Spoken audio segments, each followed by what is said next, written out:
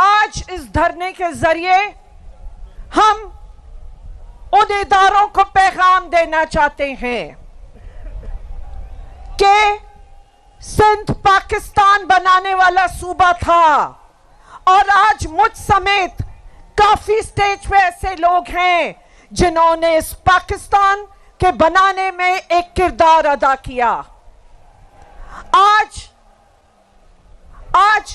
جس طرح ان بنانے والوں کے ساتھ سلوک کیا گیا، یہ کہتے ہیں الیکشن دھاندلا، میں کہتی ہوں یہ ڈاکہ تھا، یہ دھاڑا تھا، یہ آپ کے حقوق پہ دھاڑا مارا گیا ہے۔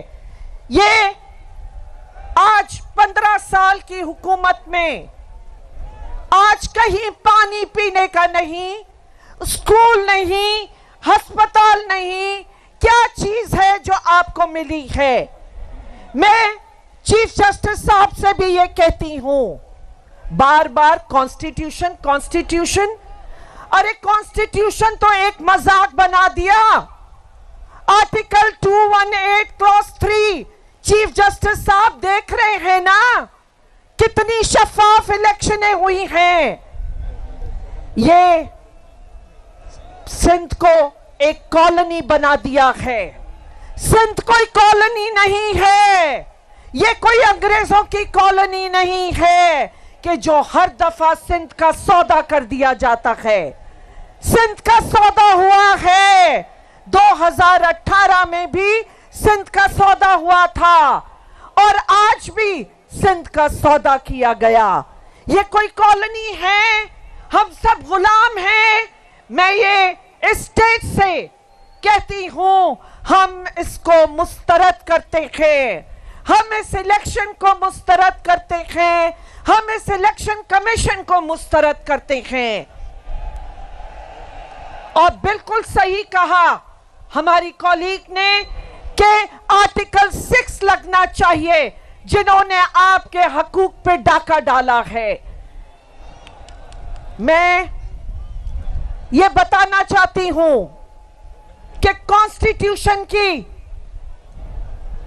بدلے میں کانسٹیٹیوشن 18ویں ترمیم بھائی ایک state with in a state بنا دیا گیا۔ ہر بات پہ کہا جاتا ہے کہ سندھ کو نہ بولیں، 18ویں ترمیم آ گئی ہے، اب ان کا حق ہے، ان کی پولیس ہے، یہ جیسی تیسی جو چاہے سندھ کے ساتھ کرے۔ ارے 18ویں ترمیم کا مذاق بنا دیا گیا۔ آج لوکل گورنمنٹ الیکشنز دیکھ لیجئے کہ کیا لوکل گورنمنٹ الیکشن ہوئی ہے، وہاں بھی ایک ڈاکہ تھا، اور اسی سے ہمارے خدشات تھے کہ یہ جنرل الیکشن میں بھی یہی کریں گے۔ الیکشن کمشنر صاحب کتنے میں سودا کیا ہے، کیا قیمت لگائی ہے سندھ کے حقوق کی؟ آپ نے لوکل گورنمنٹ چھینی، آپ نے جنرل الیکشن چھینی، لیکن اب سندھ کی عوام چپ نہیں بیٹھے گی۔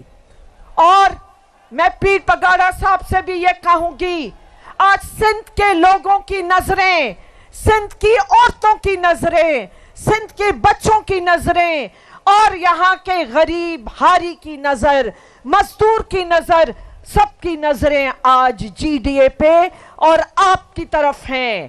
اور ہم نے جب تک اطمینان سے نہیں بیٹھنا، جب تک کہ ہم سندھ کو اب حقوق نہ دلائیں، اور جس کے لیے ہم ہر قربانی دینے کو تیار ہیں۔ میں آج آپ کو بتانا چاہتی ہوں، اگر میں اور سائرہ بانو اس نیشنل اسمبلی کو ہلا سکتے تھے تو آج ہم 2 عورتیں ہی پورے سندھ کی ان کی ہلا کے رکھ سکتے ہیں۔